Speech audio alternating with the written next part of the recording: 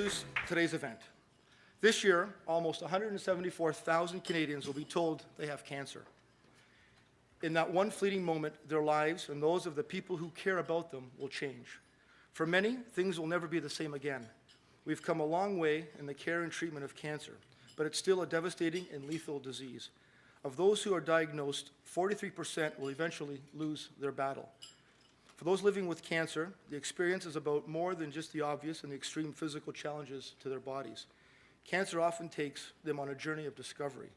It becomes a time to take stock, find out who they really are and what really matters to them. Gilda's Club helps people who are living with cancer cope with all that and this terrible disease that throws at them, the physical, the psychological, and the spiritual. Honoring the memory of comedienne Gilda Radner, who died of ovarian cancer almost 25 years ago, Gilda's Club offers support in all its aspects to men, women, teens, and children living with cancer, along with their families and friends. For people living with cancer, this gathering place and its people are the shoulder to lean on, the ear to listen, and the hand to hold. Today, we are proud to honor some of the wonderful people who have given themselves so that Gilda's Club can exist, and to continue making good on its promise that no one who finds him or himself or herself on the cancer path ever has to walk it alone. And now, I'd like to introduce Bob Richardson, Chair of Gilda's Club Greater Toronto, to introduce today's special guests. Bob?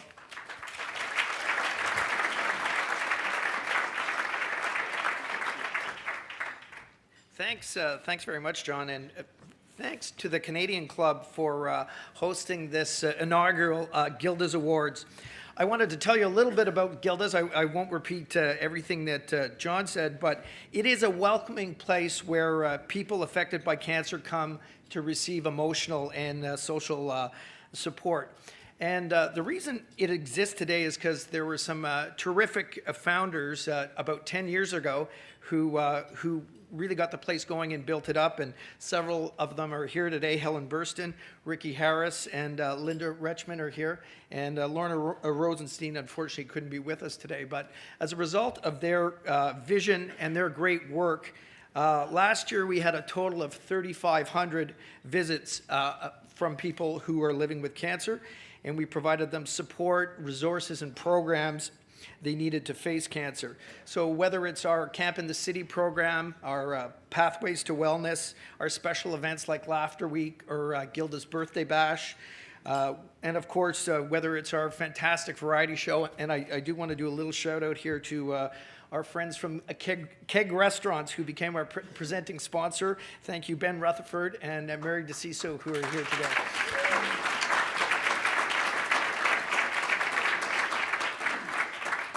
But Gilda's welcomes everyone touched by cancer, and we succeed at our mission because of countless contributions of time, energy, and talent, and contributions that are that we're here to honor today. So the Gilda Awards were created to celebrate individuals who, through health, the arts, philanthropy, politics, or media, have helped Gilda's provide supportive community care.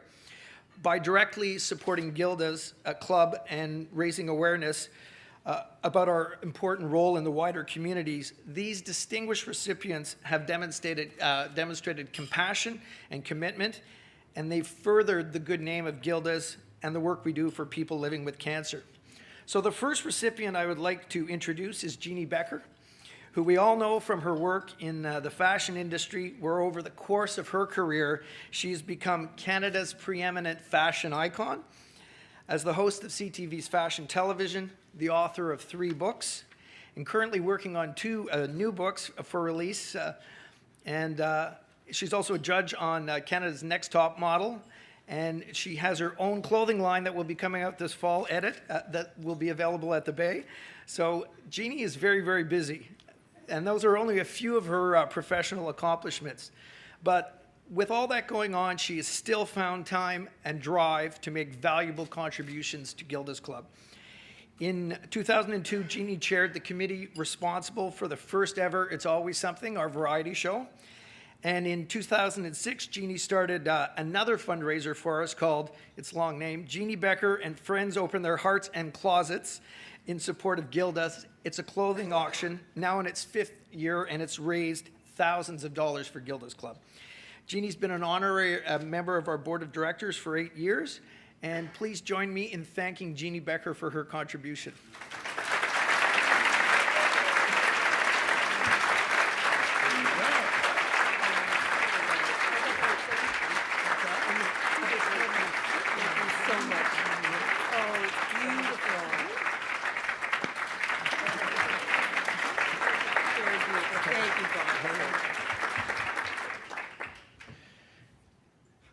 I'd now like to introduce David Daniels. David is principal in both the Daniels Capital Group and Sustainable TO Architecture and Building. He has a long history in the entertainment business and today is the executive producer of the Acting Up Stage Company and a film and television producer, as well as a founding luminary of Luminato. I'm glad I don't have to say that 3 times. Out of this busy schedule, David has found time and energy to make an enormous contribution to Gilda's. From 2005 to 2007, David was co-chair of It's Always Something, the annual variety show. And during this time, David and the production team broke their own fundraising records 3 years in a row, more than tripling revenues. David's involvement attracted an unprecedented number of stars and celebrities to the event, bolstering, again, awareness of Gilda's. David has long been involved with grassroots community groups and causes, including the Stop Community Food Bank and the Glenn Gould Foundation. David gives his time and talent so generously, not only because he believes it is both an obligation and an honor to do so, but because he understands the importance of the work that Gilda's does. Thank you, David.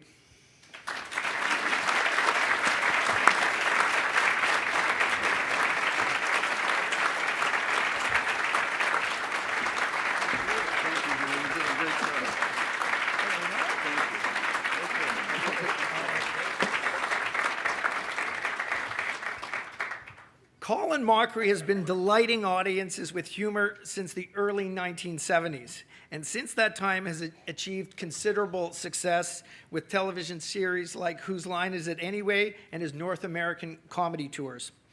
Colin has been the mainstay performer in It's Always Something, appearing in our production since its founding in 2002. He sat on the organizing committee for 5 years, and he's assisted with publicity by making a number of public appearances to promote the show. He is also a member of our honorary board for the last 8 years. Colin's commitment doesn't end there, however. He has also been a tireless advocate for the arts and was recently elected to the ACTRA Toronto Council, as well as fulfilling a position on the Actors Fund Board of Directors. As well, Colin was in the Congo at the beginning of the year, working as a spokesperson for World Vision, and was the first ever patron of Lupus Canada. Colin has done a million things. Thank you so much, and we very much appreciate your participation.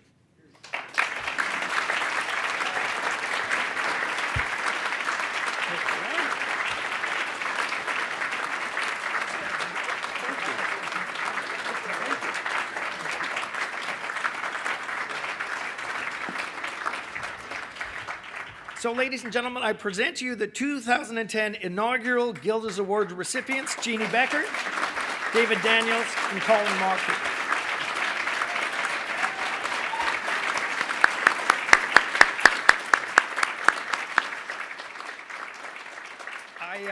I now would like to introduce the host of today's discussion, CTV's Sandy Ronaldo, who's been a great friend of Gilda's for many years. Sandy has helped moderate and MC Gilda's events, bringing her wisdom and grace to our functions and helping to promote Gilda's cause throughout Toronto. We're very pleased to have Sandy join us today to lead our discussion. And with that, over to you.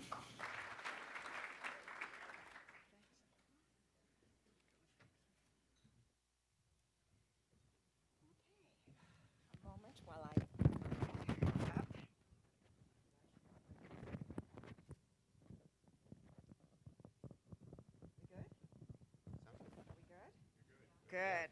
Okay. What a wonderful turnout, I must say, to spend these couple of hours with these 3 amazing people. And I know as I look around, there are so many contributors and so many people who will be able to say to themselves, I have done something because of this place and because of the importance of what you're doing today. But I want to have an opportunity now to give each one of you a chance to say something. I'm going to start with Jeanne. Jeanne and I are of the same vintage. I like to put it that year. It was a good year. Yeah, vintage is very hot these days. Very good year. In general. And, you know, I look to Jeanne for fashion counsel. I know if she's wearing black and I'm wearing black, we're fine.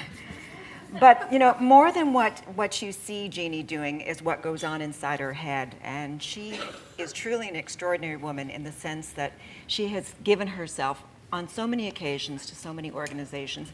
Give us a sense, Jeanne, today of what being honored, being among the first recipients of this award means to you. Well, I have to tell you that obviously, yeah, I'm thrilled and very grateful. I'm humbled, but I'm also a little bewildered because I get so much joy out of being able to help out in any way I can, especially having been associated with Gilda's for all these years, that to receive an award for this kind of participation, I mean, I see it as my duty as someone who's, you know, managed to, you know, do pretty well for herself. I mean, you know, worked my butt off for sure for many, many years now. But again, it's work that I absolutely love doing, so I've really relished every minute of it. But I guess if this is about raising awareness for Gilda's, you know, wow, that's fabulous, and we're all intent on doing that. But it feels a little, you know, almost like embarrassing to be, you know, patted on the back for doing something that really means so much to so many people. I don't know if many of you know this, but I worked with Gilda Radner now really dating myself, 1971. Before I even went to Paris to study the art of mime, I was an actress in children's theater, and Gilda and I did a show together at Global Village Theater, a children's show, a Christmas show. I think we were making like $17 a week or something. And Gilda played this sort of good news elf, you know, and her whole thing was, you know, she'd come out every night and every afternoon singing this song, you know, good morning, it's nice to see you smiling, it's nice to see you smiling. I mean, it was just, that was what Gilda was all about. I mean, she had this infectious kind of power over people that just made everybody feel good.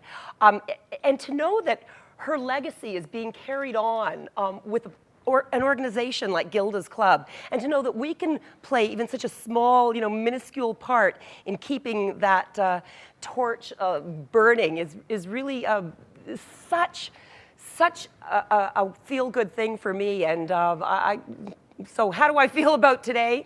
You know, mixed emotions, but certainly very proud to be associated with Gilda's. And very special.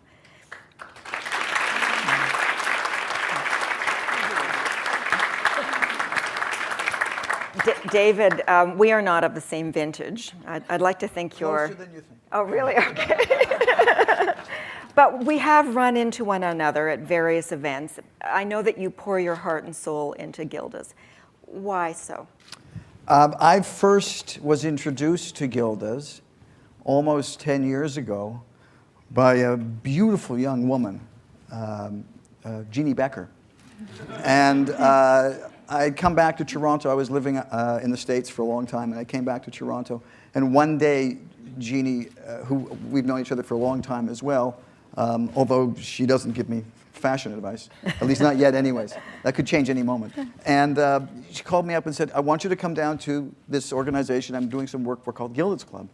And I went down and I looked around and I was extremely impressed and very moved. Anyone who's ever been to the club, you can't help but being moved the moment you walk in the door and you see firsthand what's going on there. But I didn't get involved. I didn't see a place for me. I didn't know what to do at that moment in time. But a few years later, I was tapped on the shoulder again by a young woman, two young ladies who are also here today, Ricky and Helen. And you can't say no to either of those people. So they had the show that they wanted to try and bring up a notch. And so suddenly I had a job to do. And so I undertook that, and it has been a remarkable, remarkable trip for me. The I might not be answering the question 100%, but the thing is that what got me is not only what Gilda's Club does, but I walked into my first production meeting for It's Always Something, and it was the quality of the people who were in that room. I'm pleased to say, many of who I had worked with before. And really what I wanted to do today is tell you that all of the things that we all do, and we all should have something. There's got to be more giving that we all invest in at some level all the time. But the guys that I worked with then were a complete and utter inspiration to me, and I'm going to name them. And I'm going to ask you to just hold your thunderous applause for them all until I finish naming them, because these guys, for the most part, have been doing this since the very first It's Always Something event, and they're still doing it. And with love and with great amounts of talent, they're pouring thousands of hours into this event, and they are all volunteers. So, here we go. Brian Nazimok. Why don't you stand up, guys? Brian Nazimok, Glenn Morley, Lorne Froman. Please, Lorne, please. The unstoppable Fred Levy. Steve Cody, I think, is here, I hope. Yeah. Steve Cody. This gentleman here, please, will you stand up? Rick Mueller. These are the gentlemen that put this show together year in and year out. And it's because of them that I get to be sitting up here today. So I want to share everything that happens today, all the good fortune, all your good wishes with these guys here. Thank you.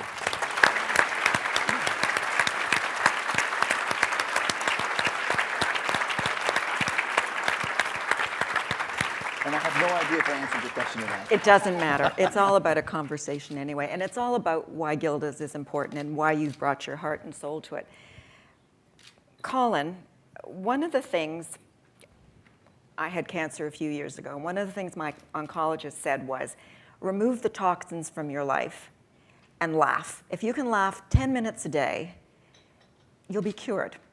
And I've taken that to heart, because I have a dear friend who I had a major crush on when I was in high school, Lorne Froman, who is my date today. He went off and married Linda, and so, you know, the torch has been burning all these years. But so I'm now, Lorne is no longer available, although Colin, your wife, is here today. So we're doing this publicly, right? Well, whatever. Yeah. We're all friends here. Anyway, when I watch Colin, I'm an easy mark when it comes to humor. You just have to say something and I'll laugh. That's it, I'm finished. When I see you on the stage, it makes me laugh, and I know that it's laughter. Laughter is the best medicine you can probably give anyone in life. So was that why you found yourself attracted to this organization? Did you feel it was a way to give back, or was it something else? Absolutely. When I get involved in an organization or a charity, the first thing I ask myself is there a chance I will get an award?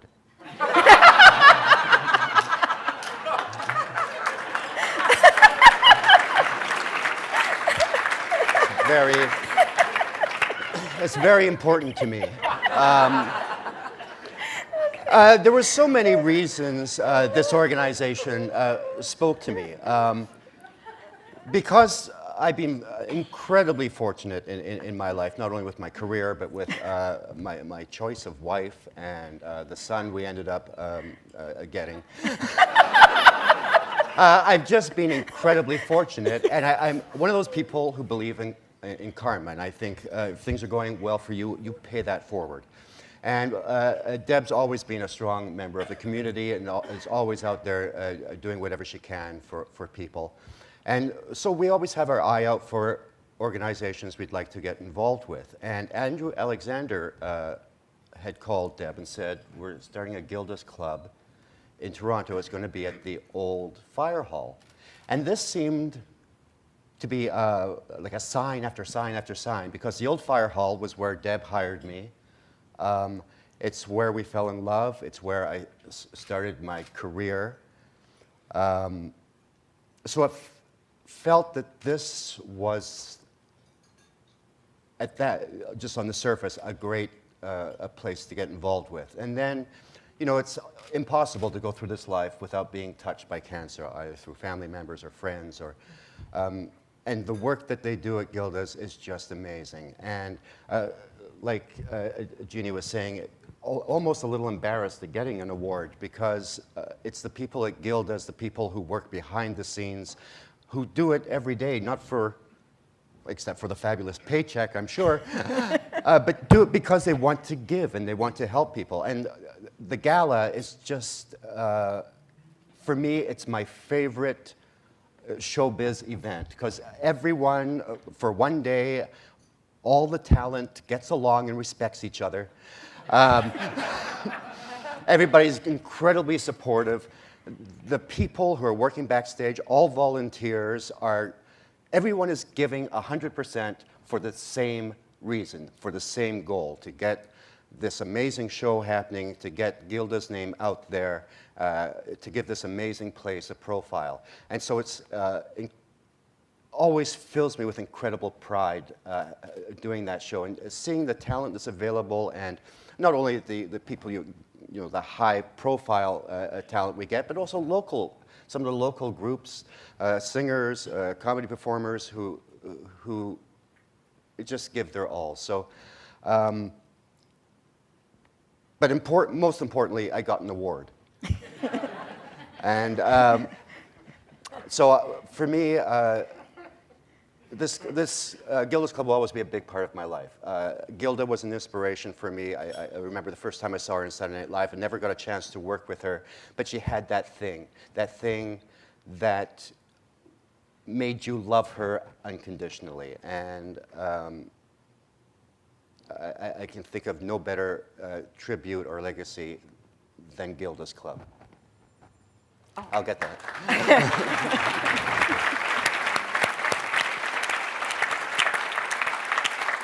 Now, Bob, do I have time for any more questions, or do we have to wrap this up?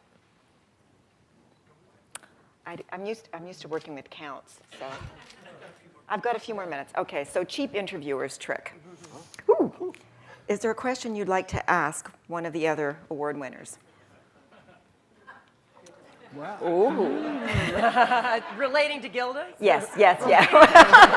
The other stuff we can discuss afterwards when we're not mic'd up. Well, Jeannie? All right, a question that I'd like to ask one of the others. Yeah, do you have any clothes you can contribute to my Gilda's Closet sale in September? What kind of stuff are you looking for? Anything worn by you, anything with your sweat stains on it, actually, Colin. yesterday, I just cleaned out my closet and thought, what am I going to do with all this stuff? So. Actually, that was really interesting because we got word at CTV that Jeannie was doing this, and a number of us contributed clothes, not realizing that, well, I don't think we realized the extent to which it was going to become such a popular thing to do. Where did that idea come from? Well, I've got a lot of clothes in my life. I mean, I must have been a naked bag lady in a former life because people keep, sending me stuff. Happily so. I love clothes, but enough is enough sometimes. And you can. How many times can you wear stuff? Not many in my business because I'm being shot at. So Wendy Natali, a wonderful dear friend of mine, who's the fashion editor of Hello Magazine now. Wendy's here today. I think one summer we're sitting around at a cottage thinking, what am I going to do with all this stuff? Wendy, you got to come over and help me clean up my closets. And we thought maybe, if we sold some of this stuff for a good cause, that might be interesting. So before, we knew it, there was this idea to put together a sale of my old stuff, and not really old, some of it's barely worn, some of it hadn't even had a chance to be worn, and put it out there in the beautiful living room of Gilda's Club and have a little wine and cheese party, and women could come, and well, we got so much publicity on this, sure enough, women were lined up outside the door before, we opened the doors for hours to get inside because they wanted first dibs on things. I mean, this is all like designer clothing at a song, basically, really great prices. And in subsequent years, now we've been doing it for 3 years, people have donated, especially to this. So I started asking other celebrity friends, like Sandy, you've donated some fabulous clothes, and other celebrities that I work with, some of the media people at CTV have generously donated, and it's become quite an event, and people really look forward to it, and nothing is it makes me feel better than to see, a little quelque chose that I may have worn, interviewing Carl or, Jean-Paul or someone, actually go out the door of the Gilda's clubhouse, on the body of some other wonderful woman who normally would never have had access to clothing of that nature, at those low discount prices. And it's a wonderful feeling to see that these clothes have life once again. And the women will ask me, what adventures did you have in these shoes? Or, where did you wear that dress? And it's wonderful to be able to sort of reminisce about these incredible experiences that I have, that some people I understand can only live vicariously through, and to see these clothes being given new life, and every single cent goes to Gilda's. Yeah, it's so true. And every cent that goes to Gilda's, if we come back to It's Always Something, and David, I want to talk about the genesis of that, because it started out small, I know, and it's grown to a must-attend event every November. This year it's November the 20th, right? 22nd. 22nd? 22nd. Okay, 22nd. Large venue, the Mervishes. How did you talk to them and bring them on side? How did it grow? Tell me about how it grew from something small you're to asking something a bunch of questions, and but can I just, before I answer that, I wanted to ask a question, because you did? well, yeah. Okay. There's a little disconnect here. I'm a little confused, because I understand that the clothing event that you do is only women's clothes. So it begs the question: what kind of clothes are you getting rid of? I got stuff. Okay.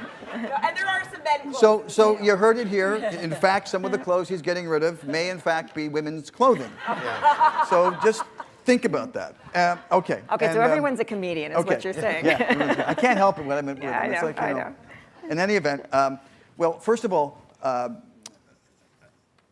some of the things that you're asking, like, for example, approaching the Mervishes, I was very fortunate. I didn't have to do that. It was already done by my predecessor and my co-chair, Fred Levy, and others who had already approached them. And the show had gone from the heights of being in the Princess of Wales Theatre to the smaller Elgin Theatre. So one of our goals, talking informally, was we're going to get this show back on track, and we're going to get it big enough that we're going to go back and sell out the Princess of Wales Theatre. It was a personal goal for all of us. And we achieved it. In the last few years of the show, we sold out, and actually a couple of those years we had people outside lining up to get last-minute no-show tickets and scalpers. So that was the big sign of success, and we got scalpers outside. Yeah.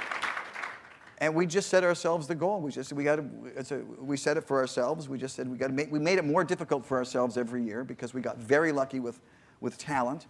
And then you had to keep going and trying getting bigger talent and more talent and more talent, and it's a curse now at this point. But so when it got too difficult, I said thank you very much, and I turned the reins over to Rick Mueller and Fred Levy. Fred has been doing it since the very beginning, so I don't know how he does it, where the strength comes from, where the courage comes from, but he just keeps on. It's the Duracell part of his personality. Well, the expression takes a community to raise a child. It takes a community to do what everybody here is doing The show today. itself is very unusual, because there's a lot of charity events in the city that we all go to, and they're all wonderful, that feature one performer or sometimes two performers. Mm-hmm. And it takes a lot of energy and time to put on those shows, don't get me wrong. It's always something, it's one night a year where we have 10, 12 performers. And we put enough energy and time and hours into that you'd think we were opening a show that could run for months, because it's the same amount of work. But we do it all for one crazy night. So it's not the same as hiring one great comedian or a couple of great pop stars to come and do it. This is a whole different thing, and it's very difficult to do, I must say. Well, Colin, is there anything that's happened backstage that we should know about that you can share with us? No. No. No. No, it's fairly relaxed. I mean, what I love is, there's been a couple of people who have performed over the years who I was a major fan of. The Smothers Brothers did it one year, and I was just kind of almost stalking them, just standing off in the corner and looking at them. And Tommy Smothers looked over and go, "Hey, Colin, big fan." And then, you pee a little, and then,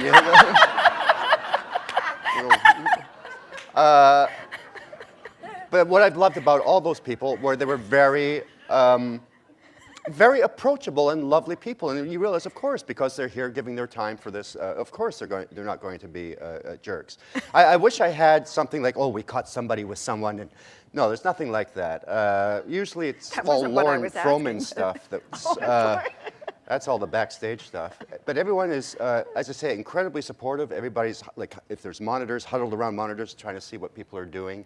And it's truly a special night, not only for the audience, but for the performers. And that's certainly the reason I keep coming back year after year.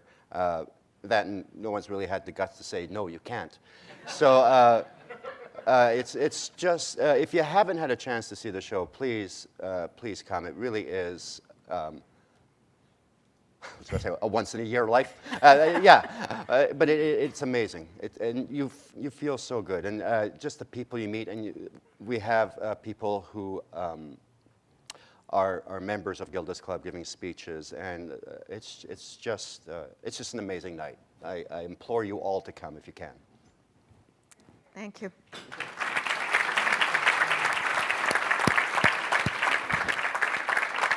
And by way of wrapping up the panel, certainly a highlight for me when I go to see the shows is not just the performers, but it's the people who come on and tell their stories. And the candor that you hear on stage. That's a very hard thing to do, is stand in front of an audience and be honest about something that's so personal that you're going through in such a poignant way. But I think what happens is you give people hope. Laughter gives people hope. The sense of community gives people hope. So my congratulations to the three of you for your awards today, and to all of you here today for the seriousness with which you take this cause and your own personal generosity. May you have a lovely day and enjoy what you've done today and pass it forward. Thank you.